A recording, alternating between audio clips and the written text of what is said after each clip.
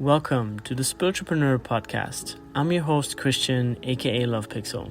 And in each episode, we sit down with spiritual entrepreneurs sharing their knowledge, wisdom, and tools on their path to authentic success. Let's dive in. What's up, beautiful people? This is Christian from the Successful Spiritualpreneur podcast. And today I'm very honored to have our guest, Brianna Sexton, on our show. And Brianna is an esteemed practitioner on the field of alternative and holistic health, specializing in sound and energy healing. She dedicates her practice to empowering women by aligning them with their truest selves, fostering a resonant connection to their physical and spiritual well-being. Through a holistic approach, Brianna facilitates transformative experiences, guiding individuals towards inner peace and enhanced self-awareness. Her work is characterized by a deep understanding of vibrational medicine, drawing on the power of sound waves and energy flow to promote healing and balance. Brianna's commitment to holistic health is a testament to her passion for nurturing and healing. Welcome to the show, Brianna. Thank you, Christian, for having me. I'm excited to be here. Yay, so exciting. All right, so before we, hop into a series of fun little rapid fire questions, just give us a brief background overview of who you are, how did you get into the field, how long have you been into energy healing, and just your journey basically. Oh, um, well, I feel like my journey started right around the time of the beginning of my Saturn return. So about 3 years ago, I went through the ending of my relationship, and in that process, I realized that I had lost my voice. I had lost my desire for most things, like the joie de vivre, the joy for life. And so I went back to all the things that I used to do. I started singing again. I started building my own herbal tea blends, just like all the things that made me happy. And with singing, I came into the coaching space, and from the coaching space, a lot of my friends were doing sound healing, and I'm like, oh, well, let me see what this is about. And it really allowed me to open my voice in a new way. And that's kind of how I got started. And then on the healing side, for me personally, I had a lot of stress-based things going on, like chronic stress-based illnesses. And in this discovery, I met a Reiki master, and we had my first session. I did chiropractic and I did a Reiki session, and it was the first time that I hadn't experienced the same symptoms. Like my body was back in a state of regulation and flow, and I was like, oh, this is really, really powerful. So then I used it to then come back and start to heal my family, or that was my intention, was to heal myself and to also heal my family, to get them out of just chronic states of fatigue and disconnection and all of these other things. And I realized that it was just a really powerful sphere, and it was almost like magnetizing all of these lessons of like women who were looking for their voice and who were looking for healing in different ways that weren't necessarily medications and psychiatry and the traditional Western route. So that's a little bit about my story and put me here today, and I've been doing it for about 2 years now. Has been the joy and discovery of it, and it's just a wild ride, and I'm just learning. I'm still learning all the things. Beautiful. Yeah, that's these are the people, you and I, that just bring the world into a different, vibrational state, right? Like we are the ones that start making different choices, and we share that with the people around us. And no matter where we are, which stage in our journey, it's all good. You don't have to be, Deepak Chopra in year number 5. You know what I mean? Like we all have our own journey to heal and to expand. And I think it's wonderful that you made that choice for yourself, because that ultimately is what counts, right? What is it in this life that we do for ourselves, finding that self-love, and then from a fuller cup, we can then share and give to others, right? Yeah. Beautiful. So with that, I would love to, transition into what we call our rapid fire questions here on the Successful Spiritual Leader podcast. And so keep your answers however long you think you need them to be. But it will be a series of around, 10, 12 questions that, we ask all our guests. So what's your first question? What's your definition of a successful spiritualpreneur? I think that the successful spiritual entrepreneur is one who is embodied in their practice.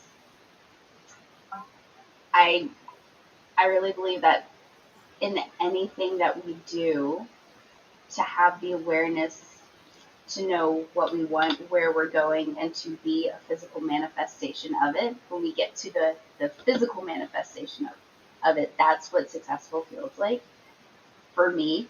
So I feel like I'm on a journey there, and every day is a little bit closer to successful. But for me, the embodiment piece of it is that when we can speak our truth and also be living it simultaneously to attract more of our truth. Beautiful.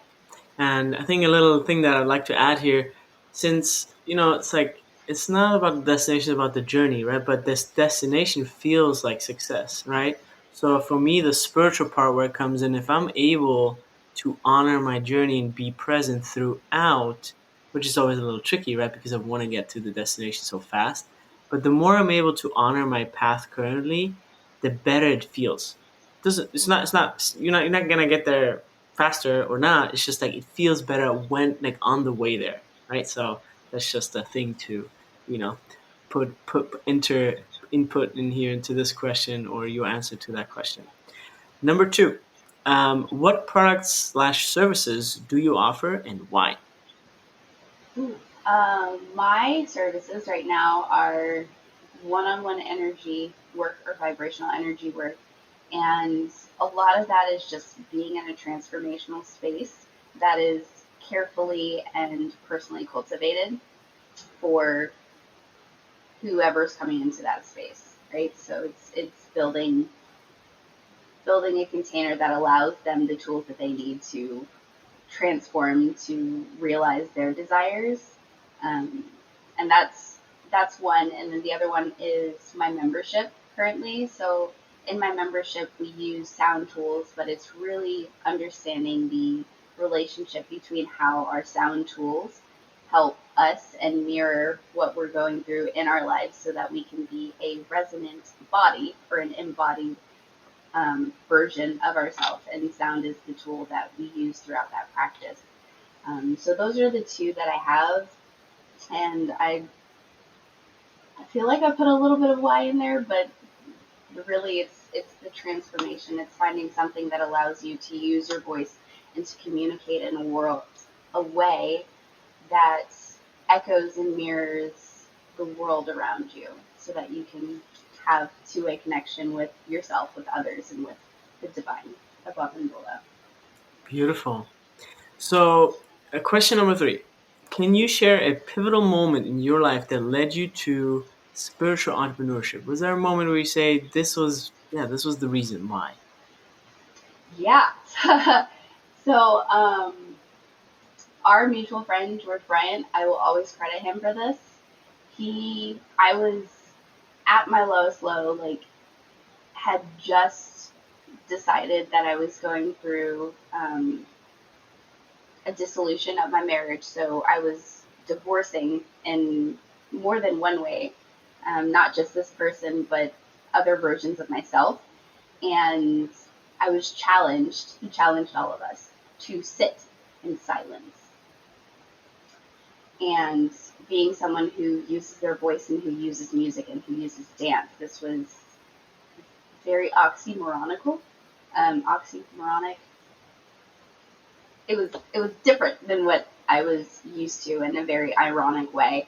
And I sat and I sat and I just listened to the fire, and that was my moment of awakening. That was the first time that I listened and I heard And from then, my spirit guides started talking to me and telling me, they're like, you're an echo, use your voice. And that has been the moment that I will always credit as being pivotal to the mission and purpose and calling that is the path that I'm on now. Wow, beautiful. Yeah, and I had a similar moment in my life with my wife. Actually, was guided to marry her. That was a spirit given moment in my life. And once you hear that voice by spirit, I mean, you have the choice to follow it, right? But I feel like once you decide to follow it, because it comes from such a mysterious, deep, vast space that you can't really explain. It's like there's so much strength in that for me, when it comes from that space. So it's an honor. It's an honor to have that connection, to listen to it, and to act on it. It's really beautiful that you follow your intuition. And that brings us to question number 4. When did you last follow your intuition over logic in your business, and what was the outcome? Ooh. The last time I followed my intuition, I feel like that every day. Like even just this morning, I was sitting in a spiritual practice and I used a sound instrument that I normally don't use. Like I had not touched in a very long time. Like I didn't feel connected to it at all, and I sat with it, and it was the first time that I felt really connected to it. Like I could actually play it. Like I wasn't in my head about it, and my hands and my heart just moved in such a way that allowed my guides to come through, and it allowed me to process. Um, and it brought up so much clarity for me that I had known a little bit in my intuition. Like the Aquarius in me is very self-aware. But I felt it in my being because I saw my spirit guides very visually showing me what was happening. And that. And it was a message that I got to share today, and it's still unraveling. But that's probably been the most recent, which just today, this morning. Wow, beautiful. Yeah, it just shows how connected you are to just tune into that, whenever you actually are aware of it, right? Question number 5. What's a significant life lesson you have learned that still applies today in your business? Mm.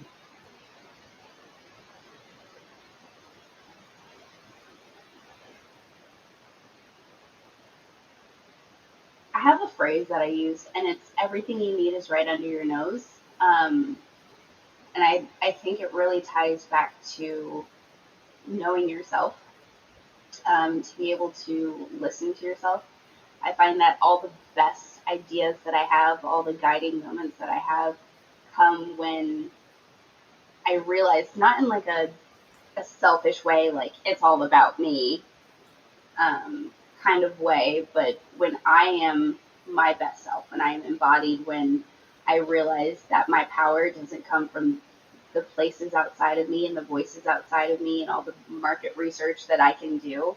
But when I take the time and I really listen to what lights me up and the learnings that I have, and I'm able to reflect in those spaces and places, then the most magical things happen. Like people are asking me for my membership, which is why I launched it, and creating different ways for people to use sound because that's what they've been asking me for, and getting out of my ego to say like, who am I to teach? I just finished my certification, but to really understand and guide that even like today, like our sound tools are a reflection of where we are in our life and how we get to project it. I feel like that answered the question, but yeah, that's my answer.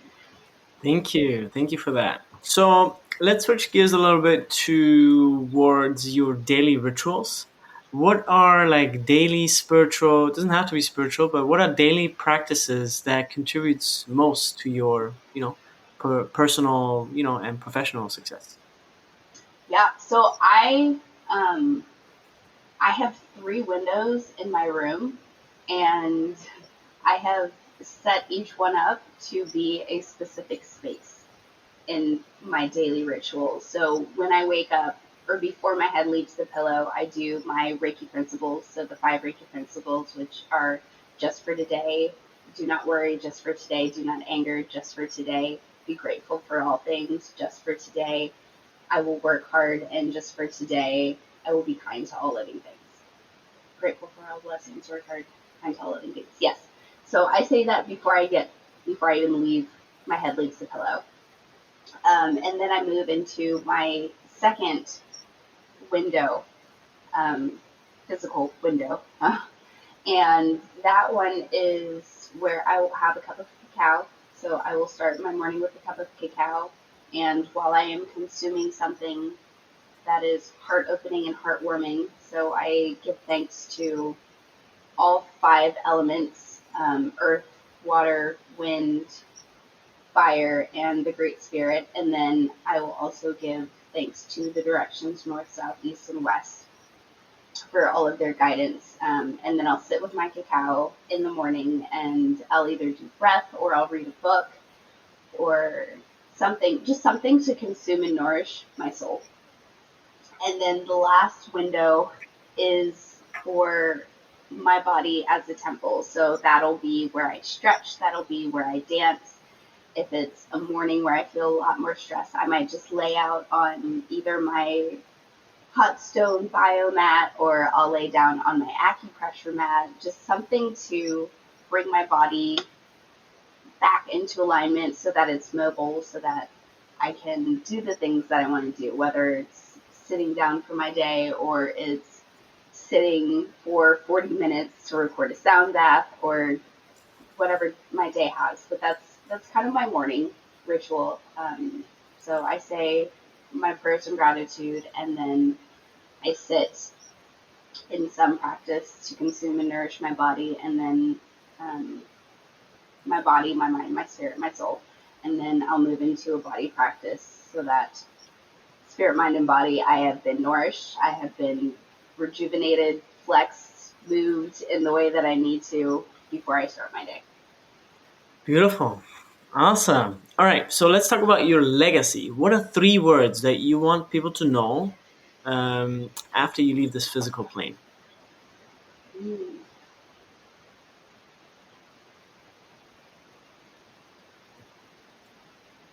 Breathe, move, be.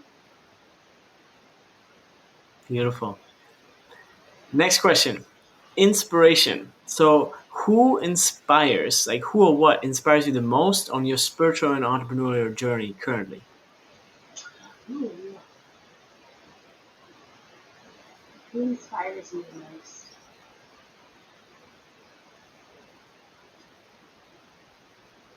I feel like it's my friends.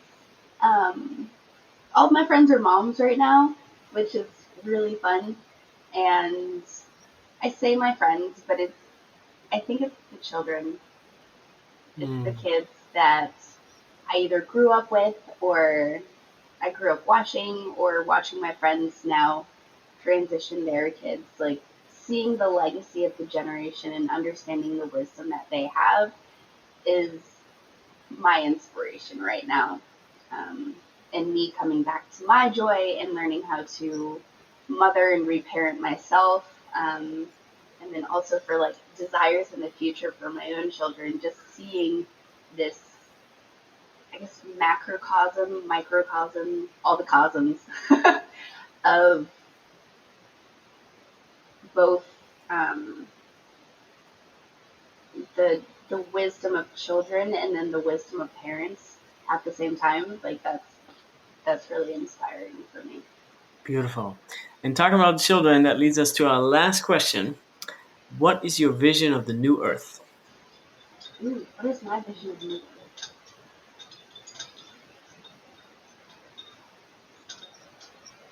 I see new earth very much like, have you seen the Avatar series? Like, not the blue Avatar, but like Avatar: The Last Airbender. Yeah, the cartoon. Yeah. Yes, the cartoon one. I very much so see it in that way. It's, except for like the end of it. It's the coming together of people as not just parts of a whole, but understanding that the whole lives in all of us. And it's a very tribal, it's very connected, it's very village and community based. If people realize the humanity in others and they come back to, well, it makes me cry just thinking about it. Very much so that village mentality where there are roles, there are the medicine men and women, the healers, the translators of the spirit world and the material or the earthly realm. And then there's just everyone in it with a role to, in some way, create connection. Like we all get to be one. Beautiful. I love that. And so the last part of this podcast, the last, couple minutes, I always want to use for you or for my guests to like envisioning for themselves, like what is it that you are looking to call in? What are your future goals as a spiritual entrepreneur or brand? And what are your thoughts about that? For me personally, or like questions I would ask? Yes. Personally. Oh, personally, um, What are you looking to call in? I'm looking to call in my greatest desire right now has been for about the past 5 years and will continue on is to be a mother. And I think that's growing in the sense of what mother looks like. It's mothering myself. It's being an earth mother. So learning how to take care of plants and understanding the herbs and like nurturing the earth and nurturing the hearts of the people around me. But also in that desire to love and nurture in relationships and then tiny humans. So that would be like the best and most beautiful manifestation of what success looks like to me, is to see that happen in real time. And then to travel, because I believe that to travel and to use language in such a way to see people and to realize that we are not confined to the state or the city or the country that we live in, but that there was once a Pangea where all of us were on one big solid landmass on this big floating rock. To have that coming together and to travel around the world and to show that to my family and have them experience and be nourished by other views, other cultures, other thoughts, other beliefs, food and the way that people communicate through food and through dance and language and sound. Can't forget sound. That would be it for me. That's what I'm calling in every single day. Amazing.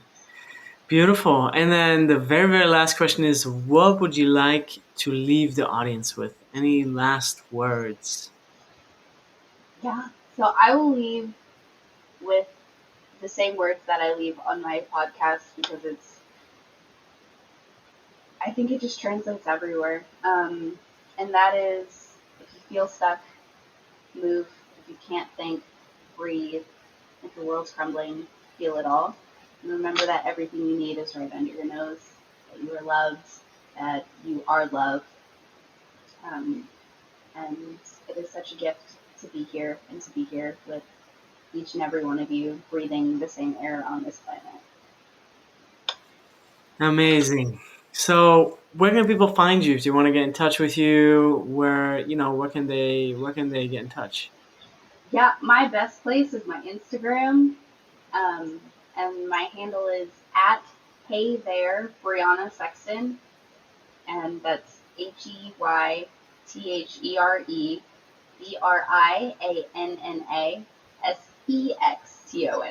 So Beautiful. very long, Amazing. but it's Thank there. you for all this, and thank you for sharing your wisdom, your kindness, and yeah, all your insights. It's been really nice having you on the show, and yes, may you enlighten many that cross your path. Thank you so much, Brianna. Thank you.